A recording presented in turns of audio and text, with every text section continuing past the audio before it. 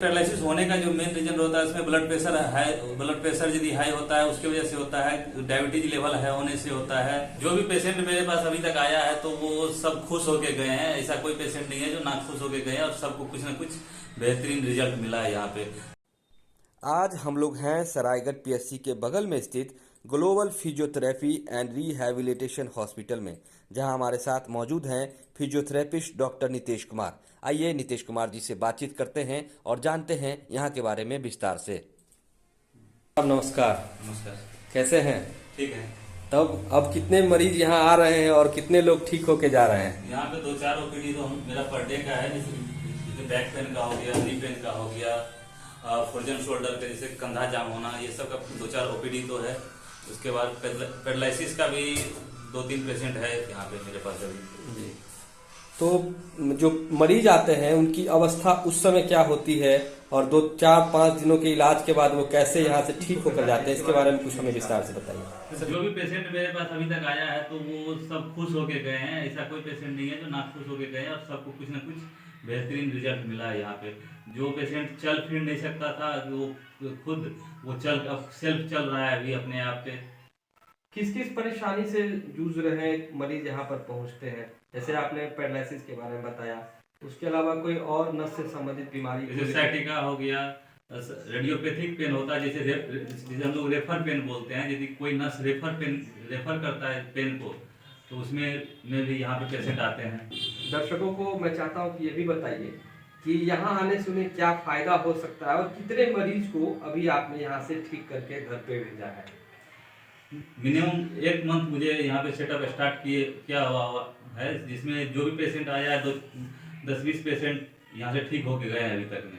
तीन पैरालिसिस का पेशेंट ठीक हो चुका है, और ये फ्रोजन शोल्डर, बैक पेन वगैरह का 10 पेशेंट ये भी ठीक होके जा चुके हैं यहाँ से।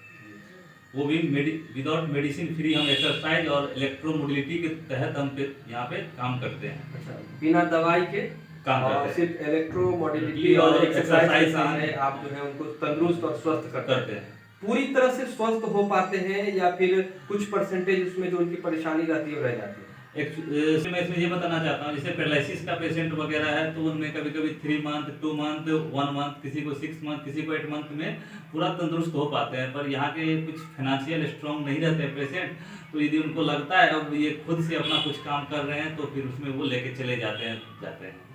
जो टाइम देता है तो वो पूरा ठीक होके जाता है। जहाँ तक फाइनेंस की सवाल है तो कोसी का इलाका है, बहुत लोग बांध के अंदर से भी आते हैं और गरीबी यहाँ पे तो आप जान ही रहे हैं। तो क्या फीस को लेके हम डॉक्टर साहब से ये उम्मीद करें कि कोई भी पेशेंट यहाँ आए, अगर उनके पास पैसे कमी हो फिर भी उनका इलाज हो पाएगा? सर एक्चुअली हम यहाँ पे फीस का तो इलाज करते हो, फीस देता है उसका भी, जो नहीं देता है उनका भी तो हम कर ही रहे हैं, और नॉर्मल फी रखे हुए, उसमें फी में कोई ज्यादा ये नहीं है। आपसे जुड़ने का कौन कौन सा माध्यम है डॉक्टर साहब? वो गूगल पे सर्च कर सकते हैं ग्लोबल फिजियोथेरेपी रिहैबिलिटेशन हॉस्पिटल के नाम से, तो उनको वहाँ से पूरा एड्रेस मिल जाएगा। या गूगल पे डॉक्टर नितेश कुमार के नाम से सुपोल सर्च करेंगे फिजियोथेरेपी के नाम से, तो वहाँ मेरा एड्रेस मिल जाएगा, तो वहाँ कॉन्टैक्ट नंबर रहेगा, तो वहाँ से आ सकते हैं। नहीं तो सुपौल के भपटियाई के हॉस्पिटल, सरकारी हॉस्पिटल के बगल में अपना क्लिनिक है, तो वहाँ तक वो आ सकते हैं। अच्छा, सुनने में ये भी आया था कि कुछ ऐसे पेशेंट भी आपके पास आए हैं जो कई जगह पे अपना इलाज करवा चुके हैं लेकिन उन्हें वहाँ पे कोई पॉजिटिव रिजल्ट नहीं मिला, और लेकिन आपके पास वो लगभग ठीक होकर गए। क्या ये सच्चाई है? सर इसमें कहना ये है, जैसे देखिए पैरालिसिस में मेन 2 कारण से होता है, कि हेमरेज होता है, एक स्ट्रोक होता है।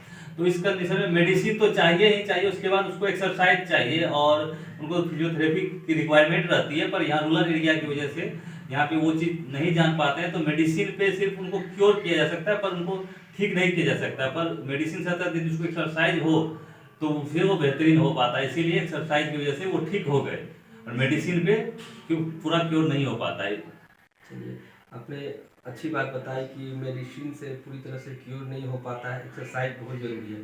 तो इसी से जुड़ा एक सवाल ये मेरा है कि पैरालिसिस न हो और पैरालिसिस होने के बाद अगर कोई मरीज घर जाता है तो उन्हें कौन कौन सी सावधानी बरतनी चाहिए, और पैरालिसिस ना हो इससे पहले क्या क्या जो है हमें सावधानियां बरतनी चाहिए? देखिए सर, इसमें पैरालिसिस होने का जो मेन रीजन होता है, इसमें ब्लड प्रेशर यदि हाई होता है उसकी वजह से होता है, डायबिटीज लेवल हाई होने से होता है। तो इस चीज़ सब को मेंटेन रखे पेशेंट, और यदि यहाँ से जाने के बाद में उनको यही सलाह देते हैं अपना शुगर बीपी मेंटेन में रहेगा तो फिर उसको रिटर्न ये नहीं होगा। क्या हुआ था? पहले से दाहिना साइड काम नहीं करता था ना, ये हाथ में काम।